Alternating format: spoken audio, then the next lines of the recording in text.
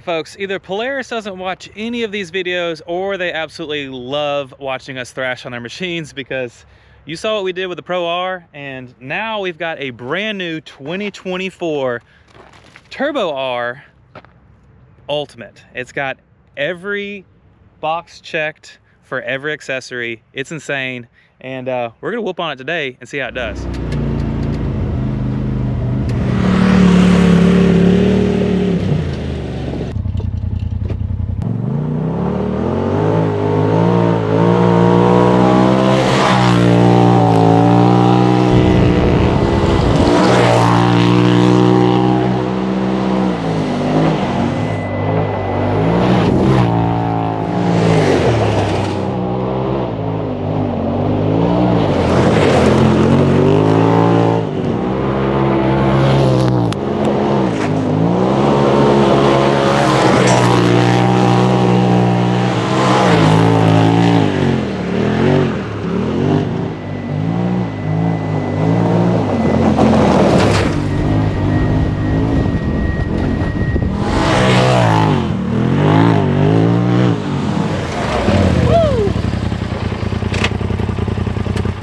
All right, now what's different about the Turbo R? Now, it is not a Pro R, it is a Turbo R. Turbo R basically has the same 925cc, 181 horsepower turbocharged engine in it, which is plenty of power usually, but this thing weighs over 2,200 pounds in the 4-seat model, and then you add all these accessories and then it's even more than that, so it's probably not going to feel super powerful, but you know, tuners, stuff like that can take care of all that good stuff. But this thing literally has all the options. It is, like the Pro R, 74 inches wide. It's got tons of shock travel. This is the Ultimate, so it's got the Fox Live Valve DV system in it, which is amazing. I've never driven anything that rode quite this good. I mean, it's on the same level as the Pro R. It's absolutely insane. Ginormous 3-inch Fox Live Valve shocks.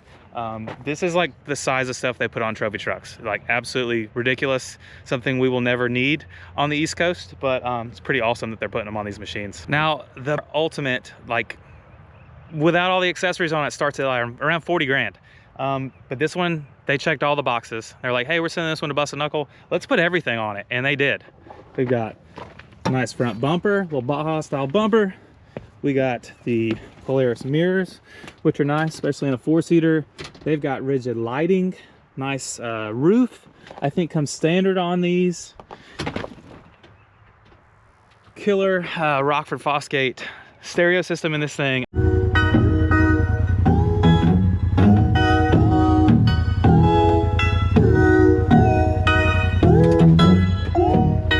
I've been on the west side, cause it's West Day. I just made 1,000, do it in your face. I've been going in, though, I'ma close the case. I can wait no more, man, I gotta blow today. I've been on the west side, cause it's West Day. I like the sound system. I mean, every box, cooler, everything they put on this machine. There's even the coolest thing about these 4-seaters, and you saw it in the Pro XP models that are the narrower model of this. These seats actually fold down and they have storage that they just drop right in there. So we've been using this thing on our new land to clear trails and all that good stuff. So we've been throwing chainsaws in here, been using the crap out of it. It's been amazing. So got plenty of time to test on it, but today we're going to show you guys first off how this thing does in the rocks and the trails, and then we're going to end the day on the track and really see what this thing can do. So stay tuned, you don't want to miss this. All right, this thing rips pretty good.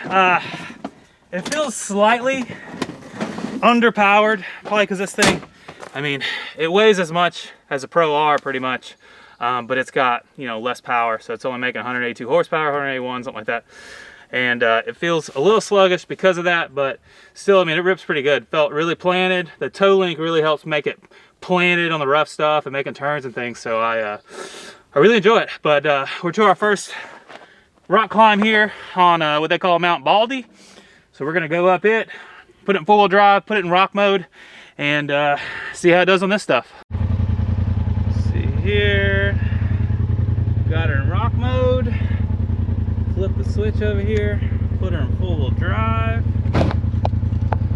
ready to rock.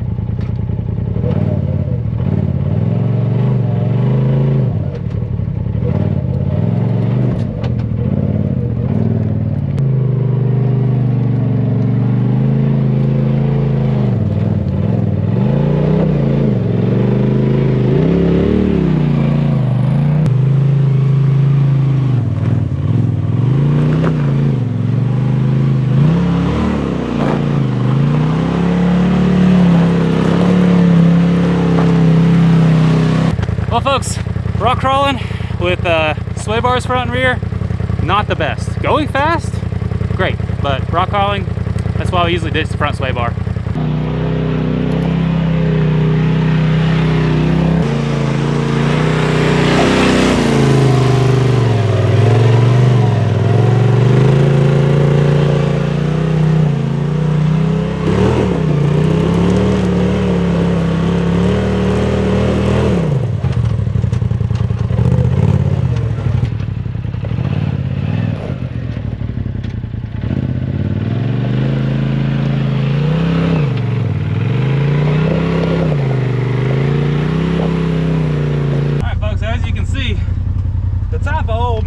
It's gotten a little bit sketchy, so try my best to conquer it without tearing this thing up. But what could possibly go wrong? This thing up. What could possibly go wrong?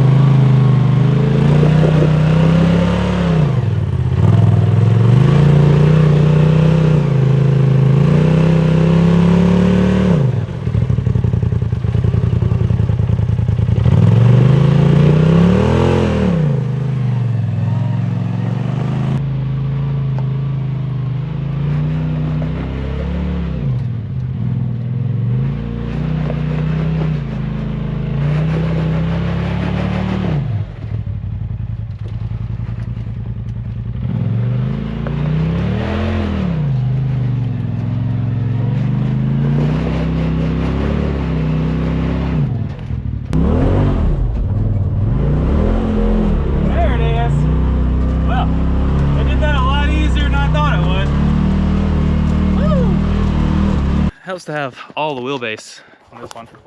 All right, first impressions on this Turbo R 4-seater Ultimate. The tires seem pretty good. They seem fairly soft. I haven't aired down or anything. This is whatever they sent it as. But yeah, it did good. And it's got all the wheelbase, so it makes you feel a little bit more comfortable. Negative side of things, the front sway bar is a little much for rock crawling, so I would probably remove it if it was me. So I do on all my machines because I don't go 80, 90 miles an hour through the desert most of the time. So I'd rather have that little extra flex on the front. When it comes to the rear, suspension feels great, doing good. These trailing arms are just super tall. So, I mean, they hang down very low. And I'm sure I've probably already rubbed and scraped on both sides of them on this one little run. Other than that though, the gearing seems good. It's on 32, so it's got a little bit more clearance because of that. But overall, the gearing feels good. Now I'm gonna put it back in high range, probably put it on Baja mode or track mode.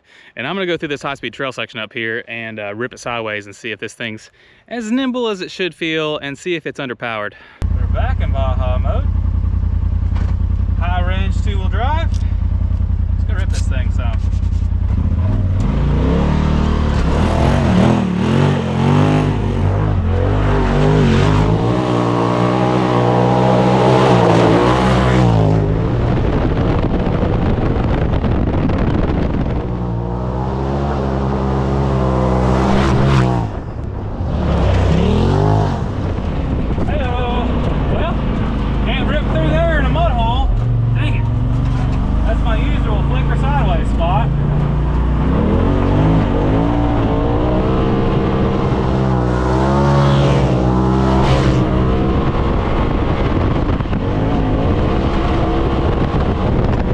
All right, so my favorite part about dynamics, and I just used it a second ago, is when you get to a big G out or a big rut or something that you didn't see, you can hit this little red button right here. It's kind of a panic button. And if you look on the screen, when you press it, everything goes to full firm. Now going to full firm helps two things. It makes sure that you don't bottom out the suspension and tear anything up. It also keeps it from jarring you as bad. It's a really cool feature. It's kind of hard to get used to it, but I mean, if you just get it in your mind that anytime you hit something, you're about to hit something and you panic a little bit, you just hit that little panic button and it'll smooth it out for you and won't be near as bad. Just really cool part of having dynamics, and it's nothing new. They've had it for a while, but one of my favorite things about it.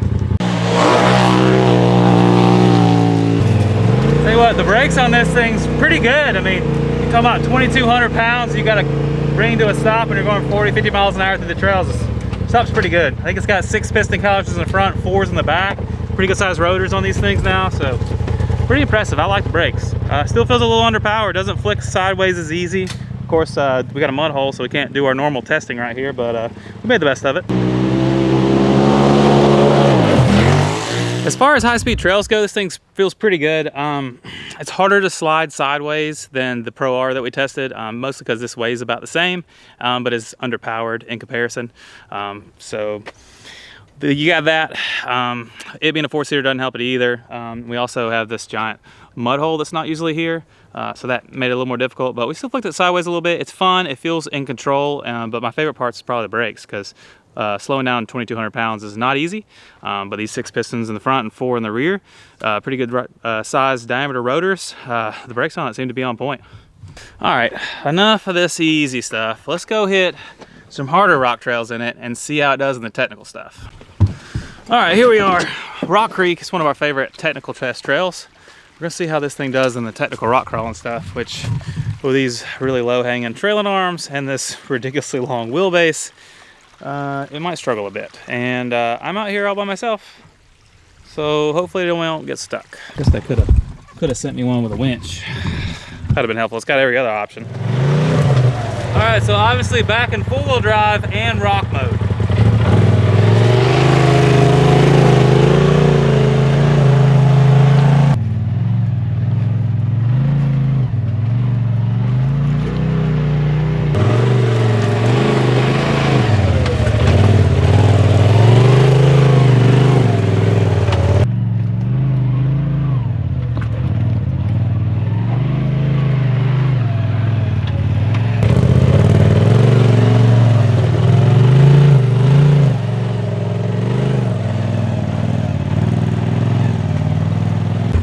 Well, this is the hard spot on Rock Creek, and like I said, I'm out here all by myself, and it's miles back to camp, so let's hope I don't get stuck.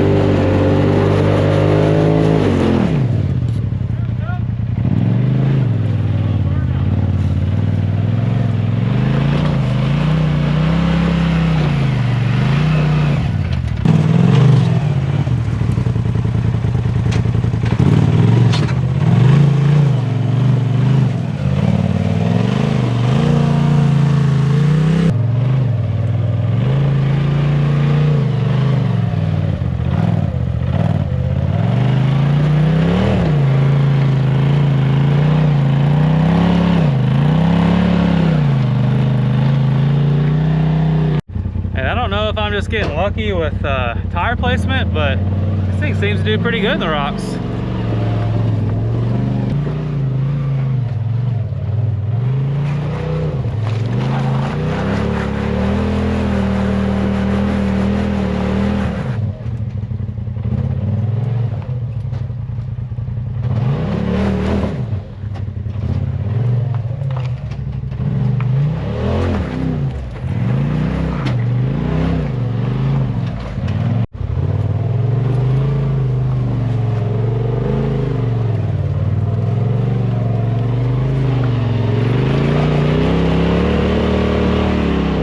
right, this thing, when it comes to rock crawling, actually does fairly well. I mean, it's long, so it's not going to do great, but I was actually fairly surprised with how well it did. Oops. Sorry, Polaris. You put all this fancy stuff on here, and I just tear it all up. Sorry.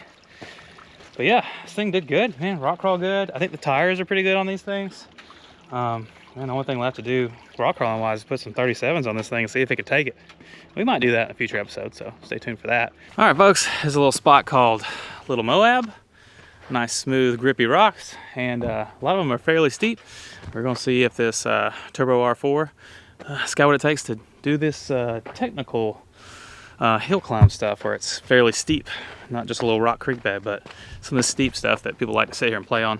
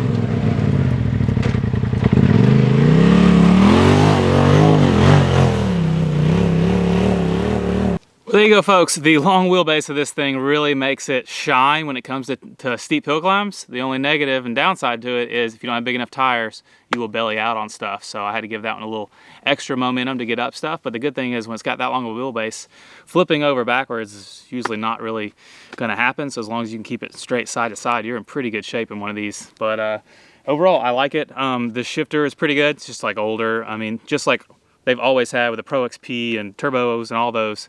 Same shifter, easy to get in reverse. I'd love to see a gated shifter come factory in one of these, just to make it easy to make saves on hill climbs and stuff like that. But they're obviously making them for the desert stuff anyway, so we'll just have to modify them like we always have over here on the East Coast. All right, enough chit chat, enough messing around and all this slow stuff. Let's go air this thing out on the track. All right, we're finally out here at the track. Let's rip this thing around and see what it can do. I mean, because this is what it was built for. Go fast, right? Hit big jumps. Let's get her on track mode. Rip.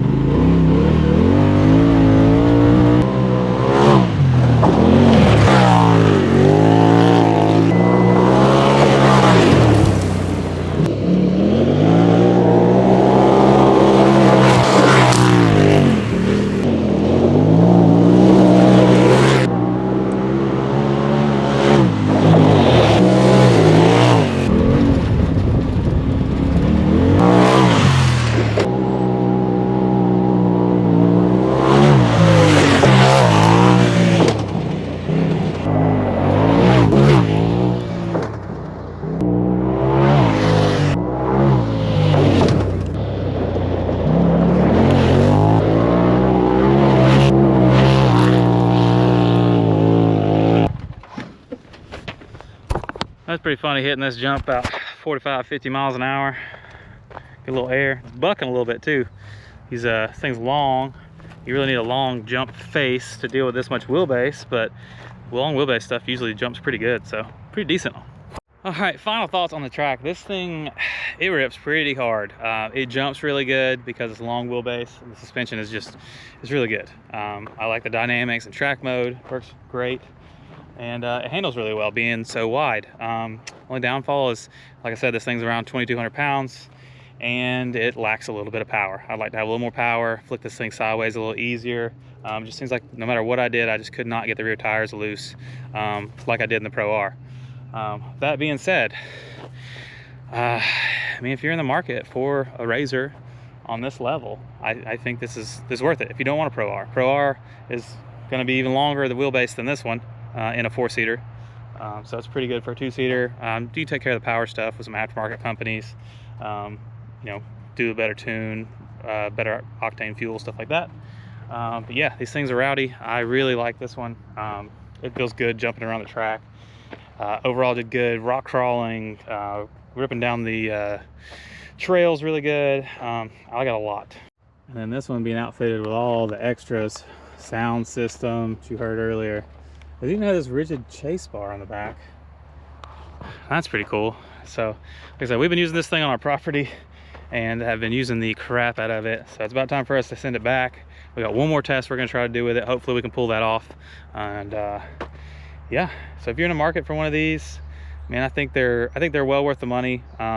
They lack power, but that's easy to take care of. The suspension clearance, as far as the big beefy arms in the front and the trailing arms in the rear, not the best ground clearance, but it didn't seem to hurt it too much. But overall, the steering is really good on these. They handle really well. I love the Dynamics DV suspension and these massive 3.0 Fox dynamic shocks, or live valve shocks. So yeah, if you're into a 4-seater, you want to haul all your friends or family around, this might be the unit, especially if you don't want to sacrifice, if you don't need a ton of power and you don't want to sacrifice any longer wheelbase than this thing already has, then the Turbo R4 might be what you need. Oh, and as always, thank you to Stony for letting us come out here. This is the middle of the week. No one else is allowed. They're not open. So that's why we can rip down the trails. I know you saw the speed limit signs and stuff. We were having fun with the shots earlier. But yeah, it's a closed course. And I mean, I guess you can call me a professional driver. That's up to debate, I guess. But yeah, if you guys like this, I mean, I shot this entire review on my own. I am war slap out, but if you guys liked the shots and stuff I did in this style review video, then let me know in the comments. And yeah, thanks for watching, and we'll see what they send us next. So it's really nice to get shots and then use the backup camera to back up and grab cameras, because I'm shooting all this by myself today, which is it's fun, allows me to be super creative, and hopefully you guys enjoy it. I don't know why I didn't just back down the hill and run down the hill. That was pretty dumb. A glutton for punishment, I guess, today.